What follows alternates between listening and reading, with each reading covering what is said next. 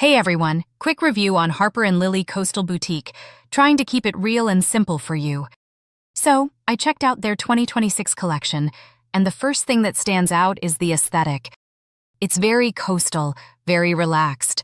Think light fabrics, beachy tones, and that vacation wardrobe vibe. If that's what you're going for, they definitely deliver on style. But here's the catch. The prices are on the higher side for what you're actually getting. The material quality is decent, not bad at all, but I wouldn't call it luxury level either. More like mid-range pieces with a premium brand feel. Shipping and ordering were smooth in my experience, no major issues there. Customer service was okay, nothing exceptional but responsive enough. So is it worth your money?